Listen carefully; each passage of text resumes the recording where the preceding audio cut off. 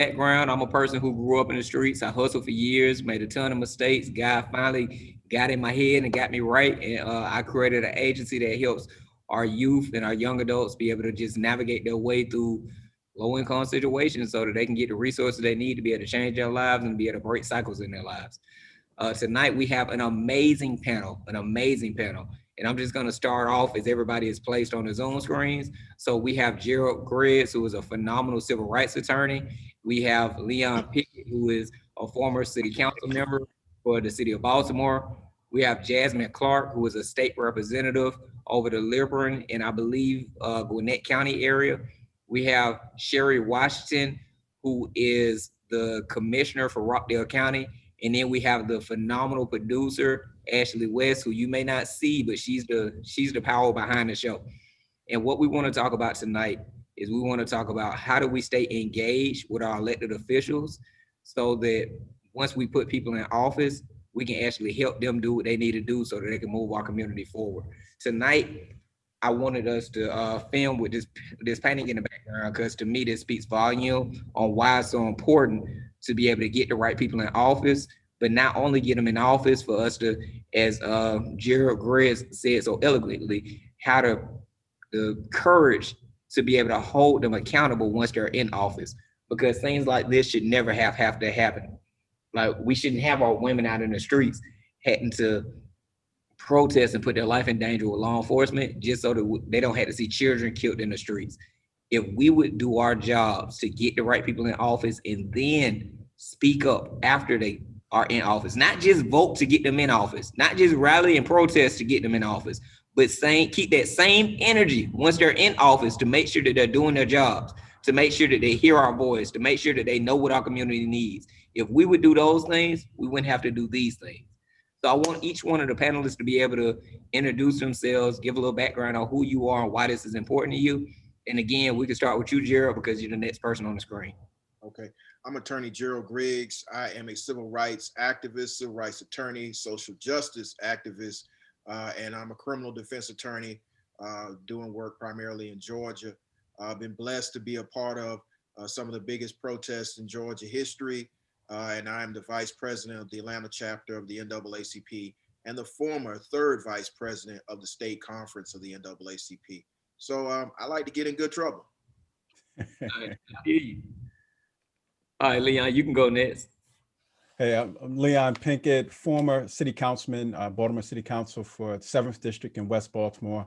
I guess I'm like Gerald, I stay in trouble.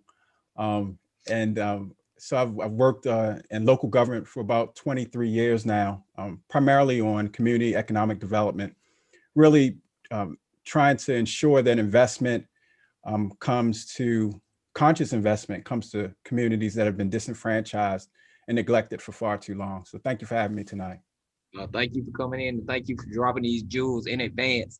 And now we can go over to our first queen of the evening, Ms. Jasmine Clark. Good evening, everybody. My name is Dr. Jasmine Clark, and I'm the state representative for Georgia's House District 108, which is located in the city of Lilburn and the surrounding areas of Norcross, Tucker, Stone Mountain, and Lawrenceville, all located in Gwinnett County, the second largest county in Georgia. And when I am not serving as the state representative, I am also a lecturer at the Emory School of Nursing, teaching in microbiology. And other hard science classes. It's a pleasure being here today. I look forward to the conversation about how to engage your elected officials once they are in office, because I think that is one of the reasons why I even ran for office in the first place, is to be able to hear from my constituency and to actually represent represent their interests at the Capitol. And so, thank you for inviting me tonight, Keith. I look forward to the conversation. Thank you so much for being here, and thank you for everything you do, and just being a phenomenal person who you are. And to our next queen of the evening, Sherry Washington, who is on mute. There we go. Am I unmuted? Okay. Good evening. I am Sherry Washington. I am Rockdale County Commissioner, post one, even though that is an at-large seat. I do have the pleasure and distinction of being the first African-American female county commissioner for Rockdale County. I like to say I get in a whole lot of good trouble myself. I just follow Gerald around. Whenever Gerald says be somewhere, I'm there. Like we do whatever Gerald says do. But I am excited about this topic because, as you said, and as Gerald said, we fight so hard to get in these positions, but then you have to hold us accountable when we get there. And there are several things that we need to always keep in the forefront of our minds when we are elected officials. I forgot the panelist's name that's from Baltimore, but he mentioned economic development. And what he said was conscious economic development. And that's so crucial that we understand that when I have control of a almost $80 million budget. So when you have control of that much money, you need to be conscious of where your dollar goes and who it goes to, because that's what politics is, the placement of resources. So I'm excited about this conversation. All right, well, let me tell y'all how this conversation came to be, like what sparked my need for us to have this kind of conversation. I had a friend who had posted on Instagram, and he has a pretty large following, so it created an active conversation that if Black people are not being active in the voting process, then you're not a part of the Black community, you're not lifting your community, right?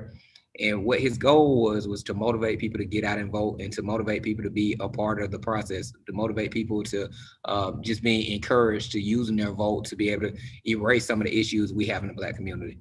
But where we had a difference of opinion is that almost 1 out of every 4 Black males in the state of Georgia cannot vote because they don't have those rights.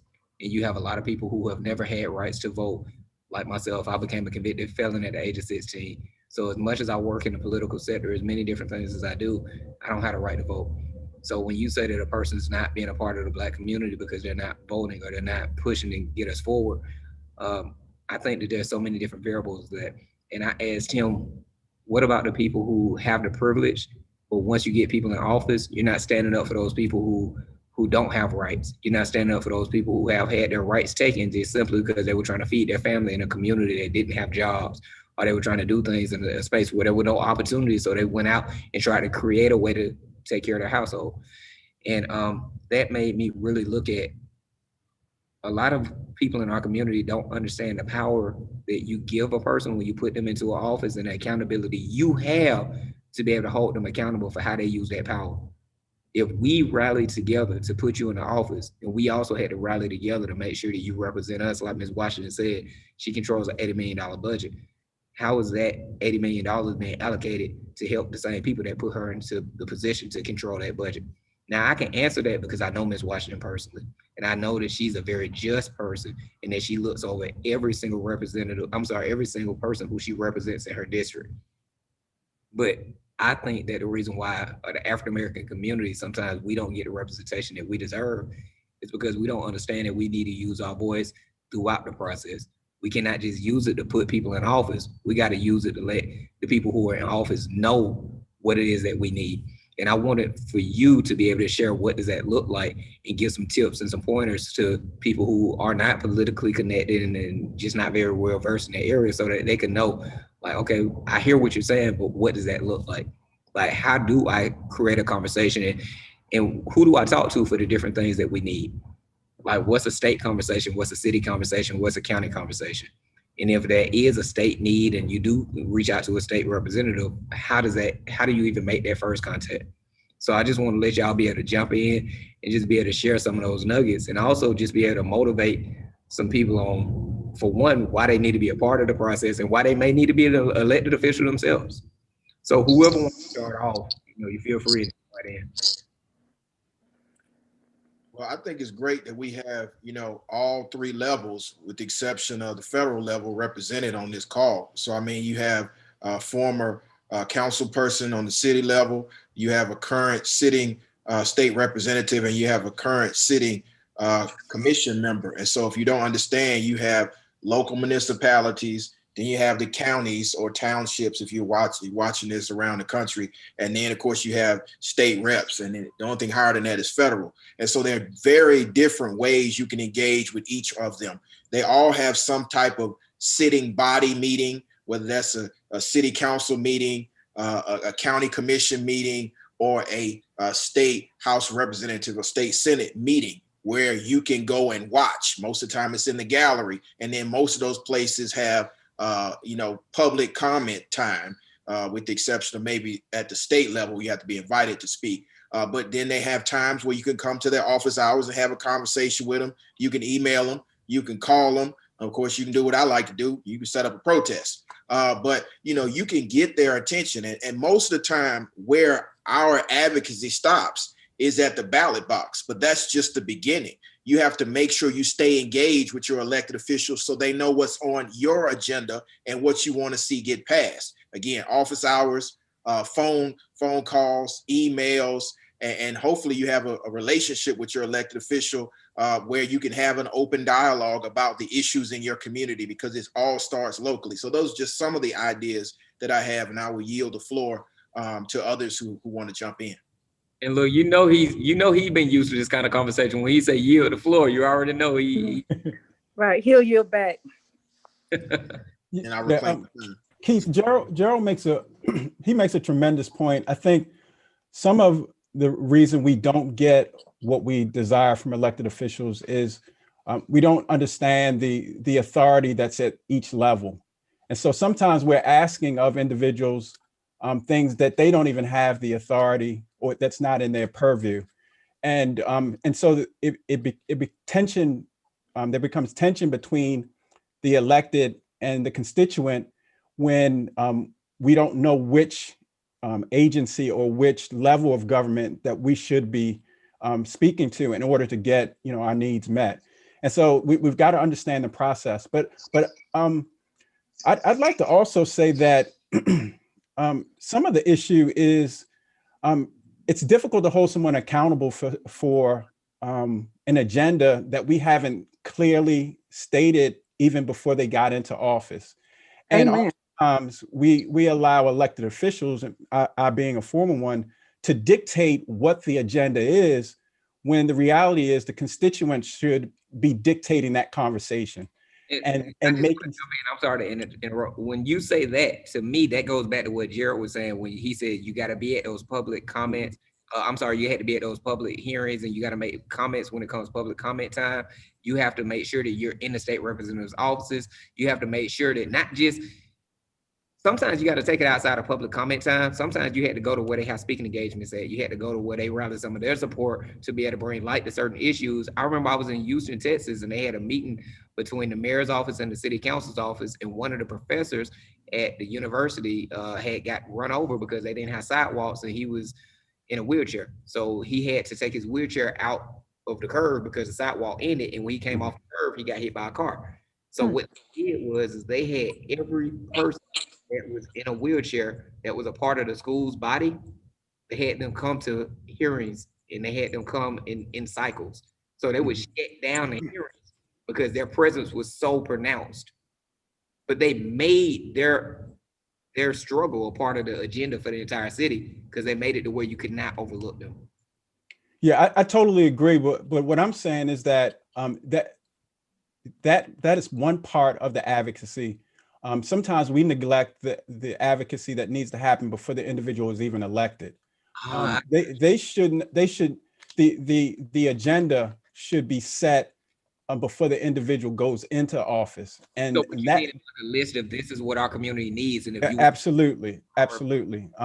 So that it's clear that whomever gets in that seat understands that they are not sitting in the seat that is of their own as an individual, but they're sitting in a seat that represents the interests of the constituents that sent them to that office. So no matter who gets in that seat, the agenda of the community is first and foremost. So what would that look like? How would we create something like that? And then once you create that, how do you hold that person accountable once they get elected to that seat? I mean, and I'd love to hear from others, but some of it is making certain that, there's so many groups, individuals on the grassroots level that are doing great things. And let's be honest, sometimes we got to make certain that we're not working in silos either. And that in the community that we're working together, we're communicating, and that it doesn't mean that we're always agreeing on every issue, but there should be some core issues that are important to our community that become a part of a more global perspective, global agenda. And at least making certain that we champion those causes. Well, I know for me, I'm not going to say that people dictated my agenda for my first term, but what I will say is that I'm very hands-on when I am campaigning. I still go door to door. I still make phone calls, very engaged. And once you start hearing the same things over and over again, as far as needs, criminal justice reform, juvenile justice reform, economic development with incentives for minority participation, um, uh, uh, removing a Confederate statue from our county facilities. When you hear those things enough, then those should be your checklist of items. And I will say that sometimes, um, I, when I first became an elected official, Gerald called me right away. He was like, "Sherry, y'all got a Confederate statue on y'all's property. What are you gonna do?" And I was like, "Well, Gerald, I've tried to talk to the other ones, but they weren't ready to bring them down. And within the 3 years, that statue has come down because a lot of it was timing, and enough people were saying that they wanted it down. So it was easier, this third year to do it because we had the backing of the community to do it. So I think a lot of that is keeping your ears to the ground. But another thing is, you mentioned that a lot of times that people don't know which entity to go to get something done. But some of that should be your relationship with the other people in other entities. If you come to me about the school buses in my neighborhood or in your neighborhood, I shouldn't ever say, well, that's a school board issue, whatever, whatever. I should have a relationship with the school board to say, listen, this is a problem. We need to fix it. And what are we going to do about it? Because you're right, the average citizen doesn't know the difference in the nuances. All they know is that Johnny keeps almost getting hit by a car, Right. and they know me, but they may not know the school board representative. But Johnny almost getting hit by a car, that's still my problem because that's in my county. So I think that the relationships that we have in different entities are crucial also, especially when you're talking about the allocation of resources, getting the resources that you need to perpetuate that agenda in your community so that you can, on the state level, we can have money for economic development in our communities, and on the federal level, transportation, you have to have the relationship with the people that are in those offices so that you can get things done. You said something that was very interesting to me that I feel like a lot of times we overlook. Like you said, you had to have enough people who also said, as citizens, this is important to us too. Like when you were talking about the statues, you can't go in front of your body and bring up a problem if you don't have the citizens to be able to back up what you're saying. Absolutely. Right. Same like what Gerald was saying, that we have to, the the protest usually ends at the ballot, but it has to start there. You guys have to have your citizens and your constituents to be able to say, no, I stand with him or I stand with her. That's something we care about also. Because what that does is everybody else on your body, that shows that their vote will be challenged if they don't go along with what the constituent wants. Because everybody is there because the constituent placed them there. But if you were there trying to push on behalf of a community, but you don't have the numbers of the community behind you, it's like really, it's a dog with no bite or a blank check that can't be cashed, right? You Right. gotta have people behind you. Or you're on, it seems as if you're out on a limb doing whatever is important to you, and you have all these problems in the community, and you're not equipped or conscious enough to address the concerns of the community.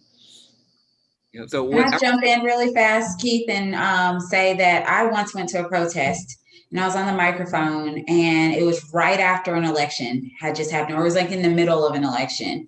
And, I said, show of hands, how many people voted? And, majority of the people in the crowd voted. I think this was a Black Lives Matter protest.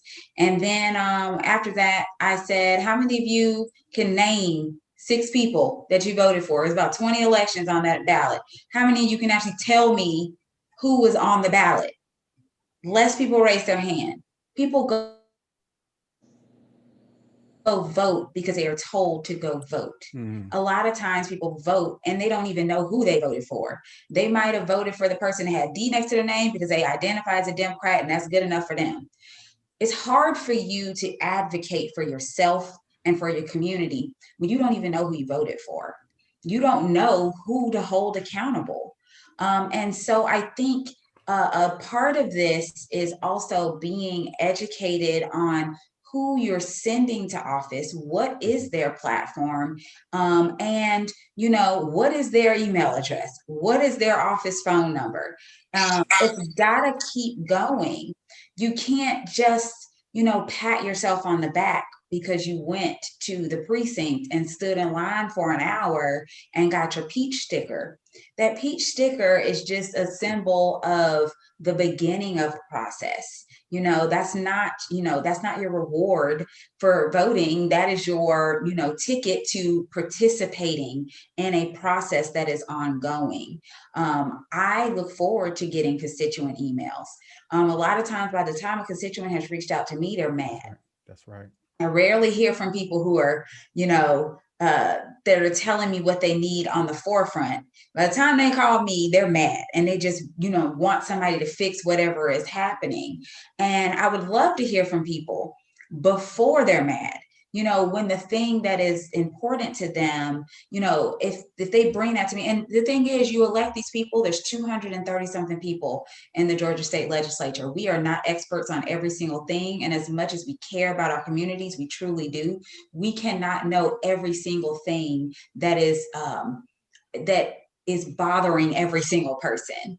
You got to tell us. It's like a relationship. You're elected officials. It's like a relationship. We need to hear from you. And so I just say that to say that voting is definitely a good step. It's the right step in the right direction, but it is only a step and it is not the entire process. And it's not enough just to say you voted. You need to know who you voted for, and you need to know what you are voting for. What do you expect from the people that you send to office?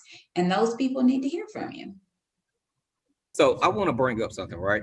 Everything y'all are saying, I love this and this is fantastic. But there's another part to me also that I think our citizens and our brothers and sisters just don't keep up with.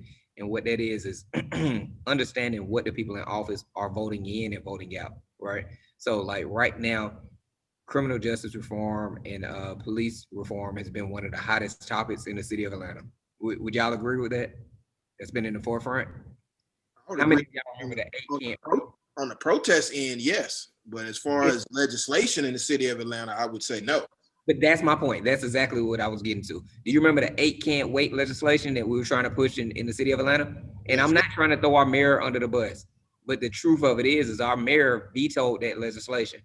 That legislation would have stopped police chokeholds. It would have made it to where they had to automatically give a warning before a shooting, and they had to get things like training for de-escalation.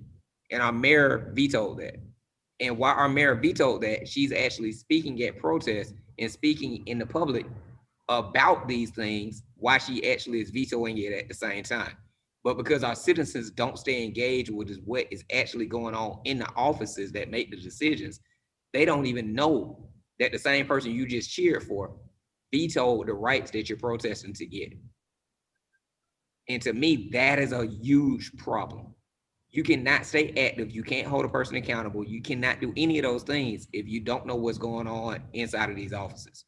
Yeah, and I think we have to, in politics, we cannot be a part of the cult of personality, and to be fair to the mayor, She did sign an executive order implementing the Obama 21st Century Policing Initiative. But this issue is bigger than the mayor. It's an issue on the state level that we need comprehensive reform. And that kind of started under Governor Deal, but this new governor has decided to try to slide backwards a little bit. And I think that's where the conversation comes about, you know, what we actually want to see happen in criminal justice reform and police brutality. We saw on the ballot amendment number 2 dealing with sovereign immunity. So we're seeing movement, but I think people do need to understand that many of their elected officials are saying one thing in public and doing another thing behind closed doors. I mean, let's talk about the litigation that's going on with the city of Atlanta. There are 17 cases of police brutality that they're not settling, that they're not doing anything with these families. So it's one thing to say something in public, and I would push back kind of strongly on the fact of the mayor being at the protest. There are other members of council who are actively at the protest, but with regard to the mayor, one time 15 minutes was not being at the protest. Yeah, I can agree. Again, we're having a comprehensive conversation, so we don't want to just focus on localities. That's one municipality in Fulton County where criminal justice reform or police brutality is a county issue as well as a state level issue, because most of the time when you're suing a municipality, you're either going to sue the city, you're going to sue the county, and sometimes you sue the state, depending on which municipality, which government entity that police officer came from. So it's a multi-layered issue that goes all the way up. And let me jump in, just because of course we've been sued. We got the Charlize Tilson incident. Of course I can't talk about it, but so a lot of times, and I can't speak for the city of Atlanta because their pockets are deep, but Rockdale County, our pockets just aren't as deep as the city of Atlanta. And we do have insurance for different things. So you bring Rockdale County a $60 million lawsuit for a negligence. There is no way that we can settle within those realms and without bankrupting this county. So we on some levels, on every level, we have a fiduciary duty as elected officials to do what's right for the county. And as much as we want to get justice for people who are victims of whatever alleged brutality or whatever, it has to be the conversations have to be something that we can do or work out without bankrupting the entire county.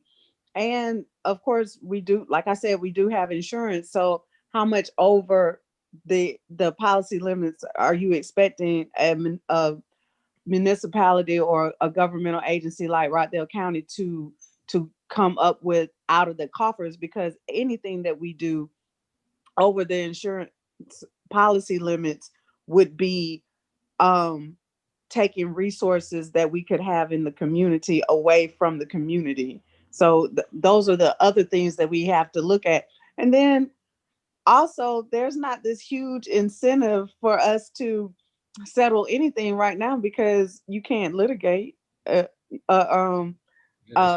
any kind of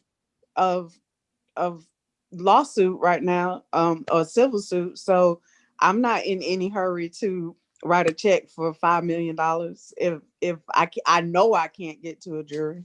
So that's a lot of it. Yeah, and that's definitely true. You know, we are in a judicial pandemic right now, so you can't have jury trials, and that's one of the issues that's holding the system up.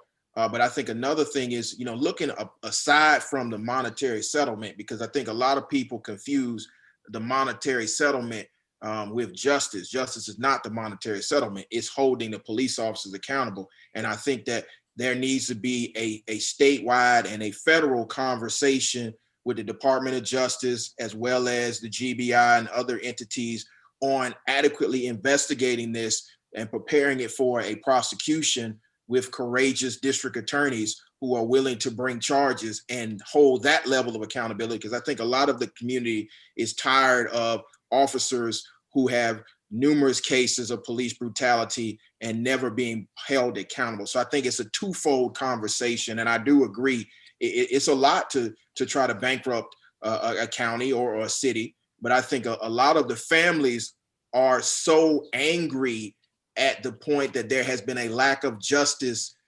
around the country, that they're having to resort to litigation to get that justice, which hopefully will be twofold. So let me throw out a thought. You just said that there needs to be a conversation that will be at our county level, our state level, and with the federal. Really, I don't want to just focus on police brutality. I just brought that up because that was such a big part of the conversation that we just were all engaged in. But how do you feel like, as a constituent, how do we spark that conversation? How do we hold our elected officials accountable to be able to create that conversation? Because I think that's the greater problem in our community. We don't know how to do this. So here's, just like Gerald said, on the county level, we have public comment every county commission meeting. At one point, our chairman was trying to take away a good portion of our public comment, and I fought very, very hard to keep public comment. And for 3 minutes, you can talk about whatever. You can come every county commission meeting and talk about police brutality, mental health care reform, whatever you want to. You can bring as many people as you want to talk about those same issues. Come talk to us.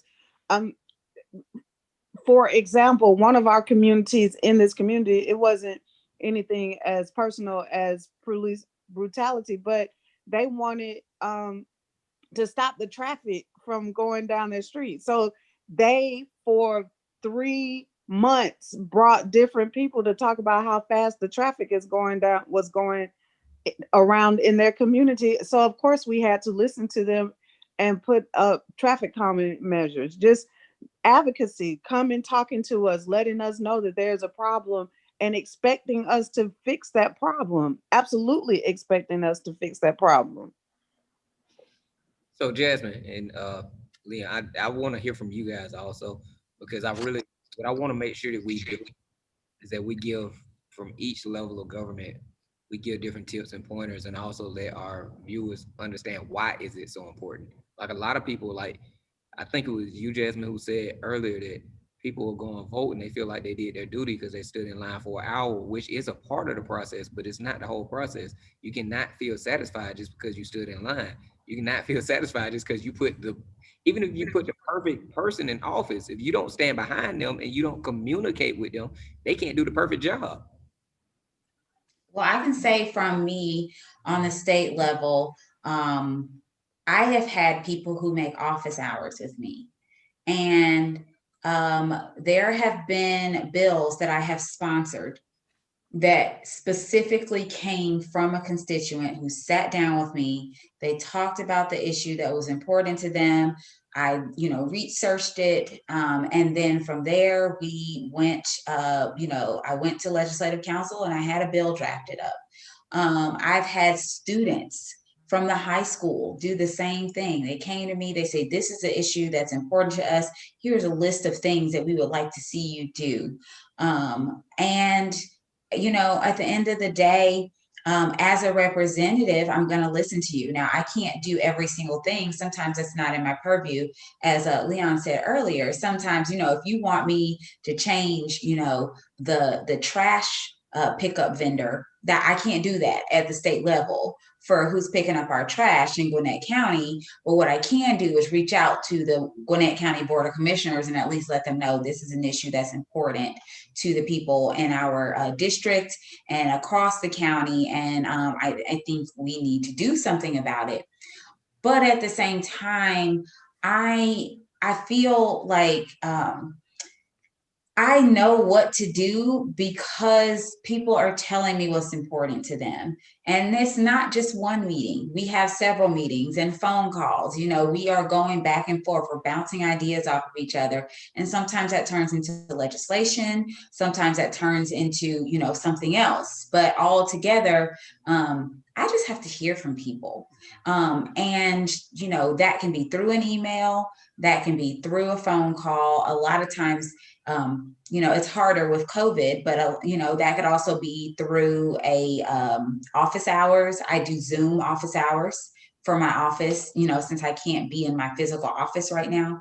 But I mean, it really just is initiating that conversation. It's kind of like when you want to go for a run, one of the hardest things before you start a workout is just lacing up your shoes. Yeah. You know, and lace up your shoes, pick up that phone, you know, send that email.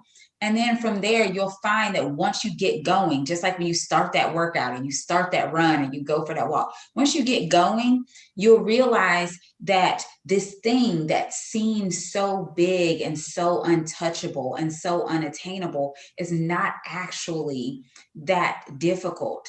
I feel like the Capitol looks like this big, scary castle-like place that's kind of intimidating, and people feel like they're not allowed to go in there. I have actually had people stand outside and be like, well, what's in there? And I was like, you know, you can actually go in there. Like, you don't have to stand outside.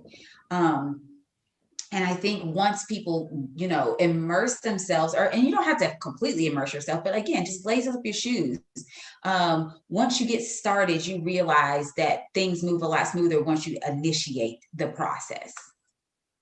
Just something to think about. That our viewers don't know this, but the reason why I have all of you all as a panel is because I work with all of you all. I literally do work with all of you. And the reason why I do work with all of you is because I engaged and we encountered each other. Like, we don't just know each other just randomly. I didn't meet you at Walmart on the groceries, like while we were buying milk. We met each other doing the work. So I'm just a regular person who just happens to believe in certain causes and just happens to fight in those spaces. And we all built relationships along the way. And we fought shoulder to shoulder, hand to hand in these spaces because we all showed up. So it's not just like, you know, I just happened to Google, okay, who are some Black representatives in different areas and who's a attorney. Like, no, all of us work together. So if I can do that from an outside perspective, anybody can. I didn't mean to cut you off in speaking. No, I just wanted to add, you know, obviously all of the panelists have kind of given parts of the process. I just wanted to just add, you know, 3 things that I think are also critical to this engagement piece and holding people accountable. And so I think the first thing is being able to build coalitions. And sometimes it's, you know, as an individual, finding, you know, other individuals, like individuals or other organizations that have a like mind and are championing the same causes that you are championing. And even beyond the individual level, making certain that organizations that have a similar mission are working together. I think that coalition building is critical because it shows strength. It shows that there are numbers behind the movement. In addition, I think being consistent is critical. Change doesn't happen, you know, it takes time. Change, and you know, lasting change really takes time, and it's not going to happen overnight. And just because it doesn't happen overnight doesn't mean that it should not happen and that it won't happen. We've just got to remain consistent in our advocacy, consistent in holding people accountable. And if that means, you know, as Commissioner Washington talked about the particular time for the public, if that means that, you know, your group has to show up every single time that mic is available, then that's what we got to do in order to make certain that change happens. And then lastly, you know, other than the coalition building and the consistency is the courage. And I think sometimes the courage comes by, you know, as an elected official, when you know that you've got support, when you know that this issue that you might be putting, you know, your neck out on, or that you might be standing out in front on, that when you look behind you, there are people standing with you. And so that's part of the constituency, that's part of the electorate, to make certain that we are supporting and instilling courage in the elected officials that are really going to be those champions for the causes that we hold dear. Can I also add that for me, the way you approach me has a lot to do with how I receive your request. If you come to me respectfully and you want to talk about an issue, you respect, just be respectful, then I'm going to listen. I might not agree wholeheartly, but I will at least entertain the notion. When you start yelling and just and are disrespectful and condescending and all those other things, I turn off so fast. And you might be making a valid point, but I can't get past the how to the what. So I think that a lot of that has to do a lot of with how things get done. Also, is the how you talk to us and approach us. You know what's so funny? I was thinking about that while you were talking. Just like what Jasmine said about it being a relationship. Like, who in the world can have be in a relationship with somebody where every time you got a grievance or issue, you yelling and you cussing somebody out? If you can't show me the same kind of respect when you're angry with me, and if you can't hear my point or my point of view, is like it's not gonna work out. So the same thing, if you're gonna have a relationship with your elected officials, it's a lot of times where I've not been a fan. I've done work with our governor, and it's a lot of things that our governor stands for that I am not in agreement with, like at all. But at the end of the day, we come from two very different walks of life, and until we can see things through each lenses, you may not even understand why we're so passionate about certain things that we're passionate about. On the street that I'm on right now, our office is on Campbellton Road, low income community. We have police trucks that ride by once the sun goes down. They ride by about every 10 minutes with the full lights on. It looked like a little tank riding up and down the street, right? I'm not okay with that. I do not feel like low income communities need to be constantly reminded, oh, we're out here, right? That to me is like that's bullying your community. But if you go and you talk to somebody who's never witnessed that about why that's such a big problem, it may take you talking to them and letting them know how you feel about it, letting them know how your children feel when they see it, Right. let them know that makes you feel like you're afraid to come out of your house and you're afraid to pull out on the street because you don't know what might happen because this looks more like a military than a police vehicle. So you can't argue with a person and scream at a person because they're not behind that wheel. They may not even know that was going on. But once you share and let them feel why it hurts you, or let them feel why it's a problem to you, they may see your point. But if you start off like, hey man, it's some bull. Every time I pull out, I don't know why you do that. They're not the ones doing it.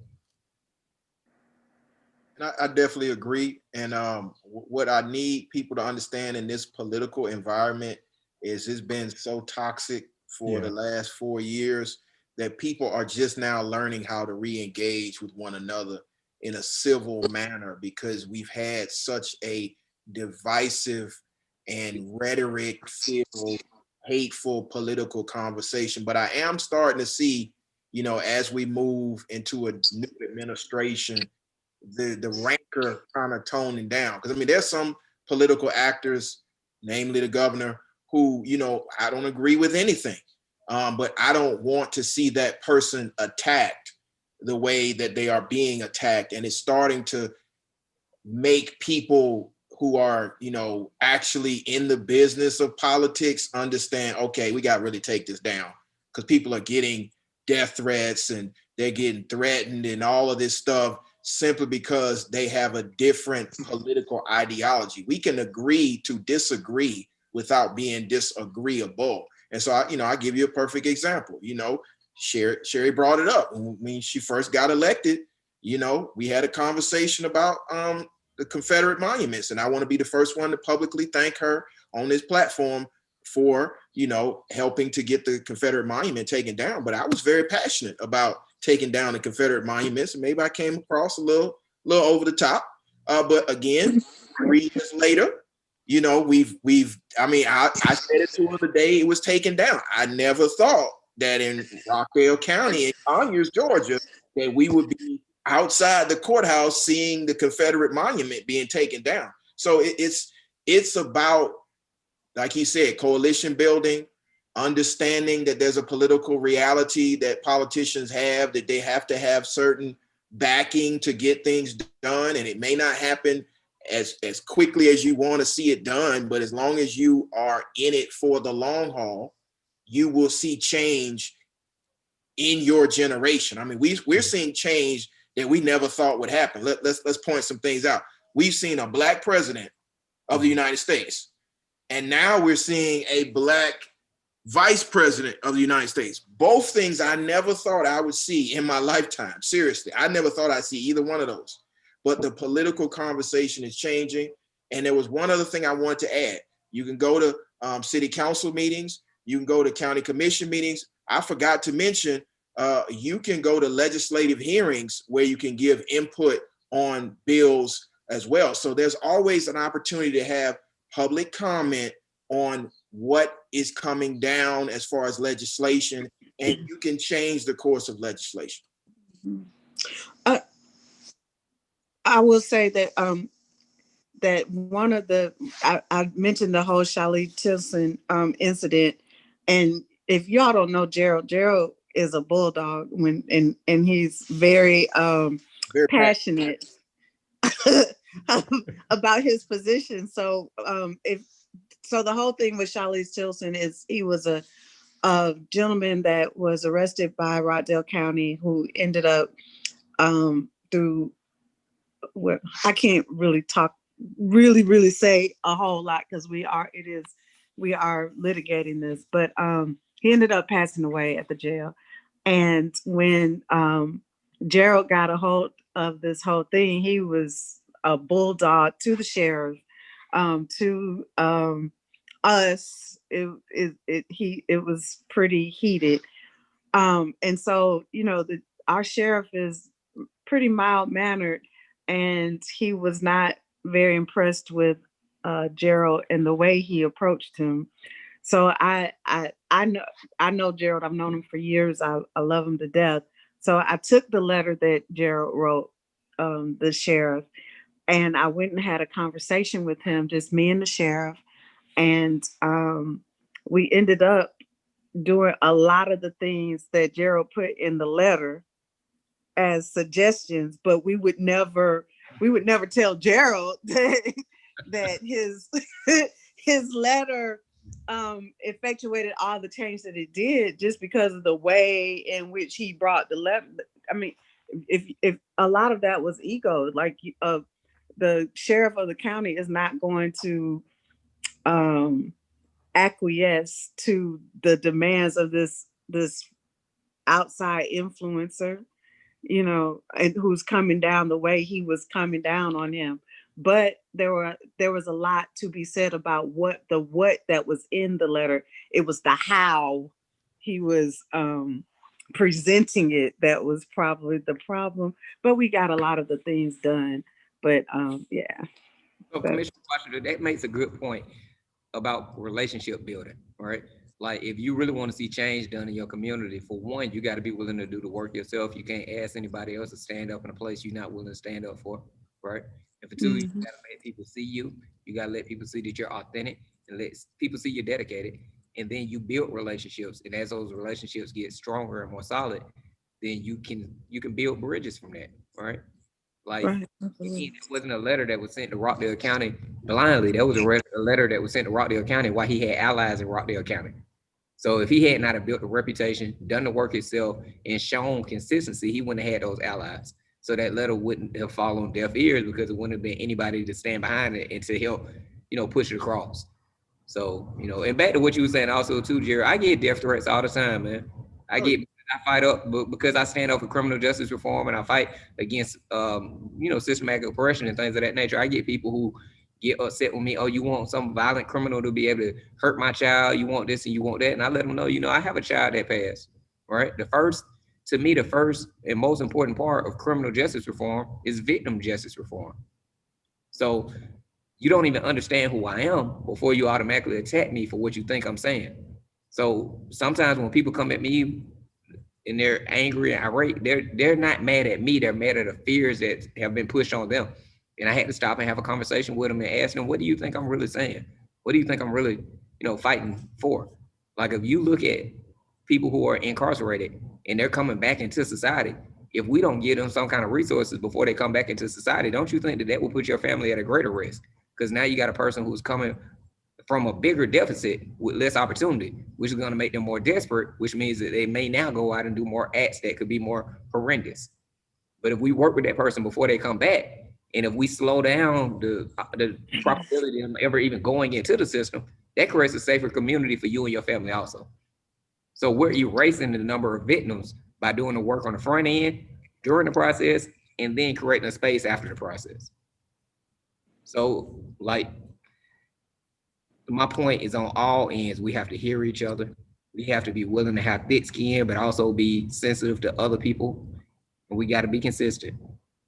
And I think that was a great example you brought up because, Jared, how long you been doing this? Oh man, I've been doing this for 16 years. Yeah. Yeah. So when you do step out, your 16 years are speaking before you. Yeah. Before you even open your mouth, people are hearing that this is a person who's authentic. They know that person. And that's a big part of all of this. And the thing I would just add, and I think a lot of elected officials and others don't understand this, is a lot of the passion comes from the pain of the families. You know, whether it's Jimmy Atchison's family or Vincent Truitt's family or the Tilson family, they're in a very painful place. And so when we are engaging with elected officials, sometimes we have to let them feel that pain. Because I mean, I've never lost a child. You know, I still have mine, you know, but I can only imagine that level of pain. And then when you're facing barriers that are blocking justice, you know, it can get very contentious. So, you know, I you know, even with the sheriff, you know, I mean, he's a sheriff, he's a chief law enforcement officer. I'm an officer of the court. You know, at some point we have to start having a real conversation about what the law really says and not what you're doing. So, you know, if he thought that, you know, my approach was a little off, I would just ask him to sit down with some of these families and you find out that I'm actually the good cop in the good cop, bad cop scenario. So I'm just saying that, but I want to yield to others as I see we're running low on time. I have a quick question, Gerald. Let me ask you. So, Keith made me think of something. If a person has done all of their time, they're no longer on probation or parole, their rights to vote can be restored, correct? Yes, they can vote as long as they're not actively on probation with unpaid fines and fees. If they are off of probation, they can vote in Georgia. Right. Okay. I just wanted to make sure of that. So I just want to follow up on something you just said, Jared, and I'm gonna make this quick because we are running low on time, and I want everybody to have a closing statement. I represent disenfranchised and just oppressed communities, right? Sometimes the justice you're fighting for is not just from a victim's standpoint, like somebody lost a life. It's also because of the suppression that people are living up under. Like when I go and I speak at the Capitol or I speak in different places, I'm speaking because you got people who are out here selling drugs and risking their life every single day because there's no economic development in their community, meaning there are no jobs, right? You got people doing things that they personally never saw themselves doing, never wanted to do, just because their communities have been overlooked for opportunities. That's not okay. So when we talk about sharing opportunity, when we talk about using your political power to make sure that all of the constituents under your jurisdiction have a chance, you have to make people understand what people are going through in those disenfranchised communities, what life is actually like for them. Like when you look at the fact that you got communities that don't have a grocery store, right? Like how do you feed a family? You can't get access to any fresh foods. Why are people having to live like that when you got 6 or 7 grocery stores on another side of town? So not only do they not have food, they don't even have those jobs that their grocery store will provide. So again, when you see people advocating and people pushing, for a lot of these people, it's life or death that we get these things changed. And if it's not just life or death, it might be quality of life. So when we open our mouths and we do this, we're not just doing it because we want to, just make noise. We're doing this because there's a whole body of people behind us who are living in conditions that are just not, it's not okay. And their opportunities are slim to none. So I just want to say, even when you have that feeling, even when you're fighting with that much passion, you still got to look at the big picture, but everybody has to see it on every side. Definitely. So we get down to our last 4 minutes. I want to let everybody close out with a closing statement. If you could we have about 4 people. So if you can keep it under a minute for each one of you, but just, anything you would like to leave our audience with. Any particular order, Keith? Sound like you're starting off. Well, I am State Representative Dr. Jasmine Clark, and you can reach me at jasmine.clark@house.ga.gov. I would love to hear from you. I always love to hear from my constituents, and even if you're not my constituent, if there's a particular issue that you feel the state needs to tackle, contact my office, and continue the process. Don't just stop at the precinct. Keep it going. Let's switch over to you, Gerald. Yeah, I'm Attorney Gerald Griggs. You can reach me right there at Attorney Griggs on all social platforms. Here to fight for you. I just think that politics is a contact sport. We got to get in the game. We got to have conversations. We got to make sure we make change, because change is not going to make itself.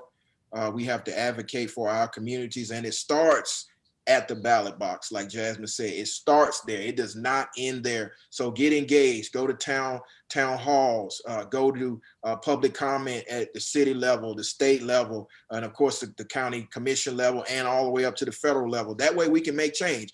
And this new administration, the first 100 days, we need to see change for the individuals that voted. And if we don't see change, we're gonna hold you accountable too. Mr. Washington.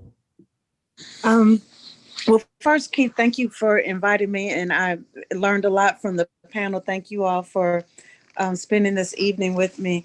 I just want to tell everybody that we are here not just because of you, but for you. We advocate through you. We stand on big shoulders, but we are on those shoulders because we want to be a conduit for change for the people that we represent. And I think that's what I go to bed with every night and wake up every day, just feeling blessed that I have the opportunity to represent people in that manner. I'm not the drum major for justice that Mr. Griggs is, but I think I'm pretty close. But I think that we're living in a time that we can see and effectuate positive change, but we need, like you all said, the backing of the people behind us, so that we can look back and say, you know what, I know that this is what the people want, and I'm here for it. Like the kids say, I'm here for it. So get in touch with us. I'm easy to get in touch with. Sherry Washington on all platforms, and I love to hear from you all. Thank you for that. And Keith, so once again, thank you for inviting me this evening. It's a pleasure to be amongst the panelists tonight. I hope that those who are watching were able to get something of substance tonight from the discussion. I just want to close with this. I think that one of the things that I got out of tonight is that while protesting is one way of speaking, coming to hearings is another way of conversating, having times of meeting, that, especially as African Americans, that we need to have forums like tonight. We need to have other opportunities where we're talking with one another and strategizing and talking about agendas that aren't, always at the point of contention. And so we do ourselves a disservice when we don't create those opportunities and forums. And so I hope that those who are listening will be a part of creating those spaces where we can have the conversations that really affect policy. So thanks a lot, Keith.